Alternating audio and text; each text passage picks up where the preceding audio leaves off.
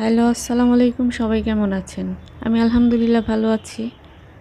আমি যেভাবে মটর সংরক্ষণ করে থাকি, প্রথমে আমি একটি কড়াইয়ে পানি বসিয়ে দিয়েছি, বলক ওঠা পর্যন্ত অপেক্ষা করেছি।